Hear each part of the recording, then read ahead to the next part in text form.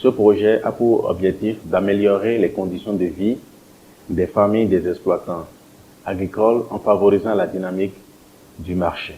Le projet se concentre sur la pisciculture dont le principal défi est l'alimentation des poissons.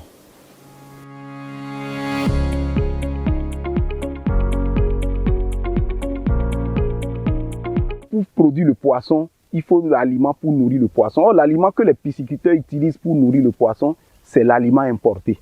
Et l'aliment importé coûte très cher.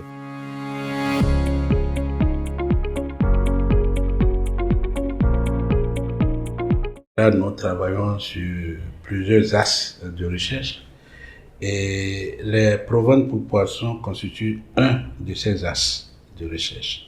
Actuellement, il n'y a pas d'usine au Bénin qui fabrique des proventes pour poissons. À cause de cette difficulté à pouvoir combiner des ingrédients qui remplissent ce critère nutritif, c'est-à-dire pour le clarias, il faut une provente qui a 42% de protéines et pour le tilapia, 32% de protéines. En plus de cela, il faut pouvoir mélanger des ingrédients qui, une fois au contact de l'eau, ne plongent pas. Et du point de vue environnemental, la farine de poisson n'est plus quelque chose de durable, de convenable. C'est que ça coûte aussi cher.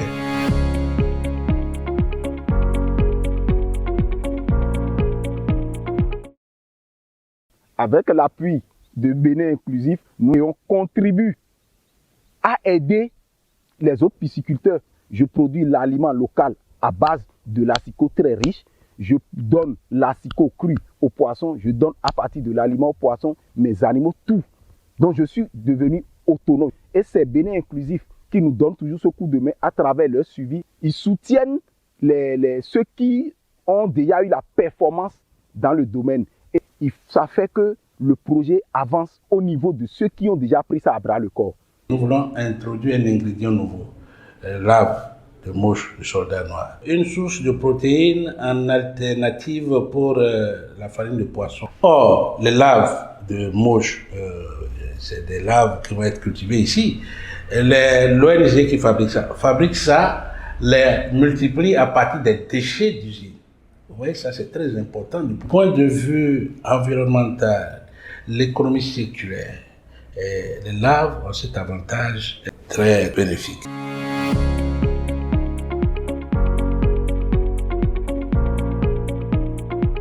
Ils vont nous appuyer, nous autres, à l'université ici, pour qu'on puisse développer la formule, en fait, améliorer la formule qui existe déjà en y incorporant la lave de la mouche.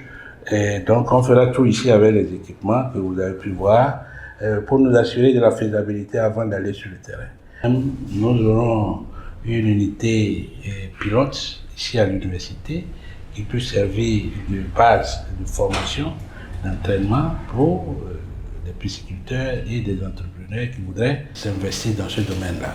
Quand nous finissons de produire, nous faisons ce qu'on appelle l'étude de bioefficacité. Donc, c'est cela que nous voulons faire avec le contrat qui est en train d'être signé avec Swisscontact.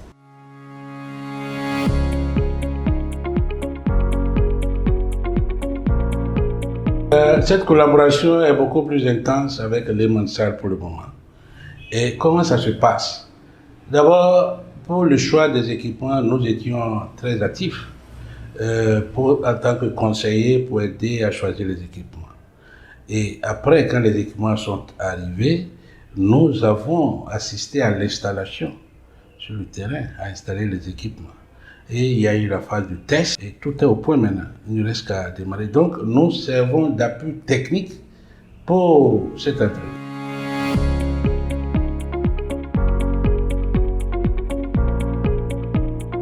La farine de poisson pose des problèmes. Et donc, nous sommes entièrement ouverts à la vulgarisation de cette technologie. Mais nous avons voulu quand même qu'il y ait un document qui déjà essaie d'estimer tout ce que cela implique comme moyen à déployer, ressources financières et comme mesures environnementales à prise en compte.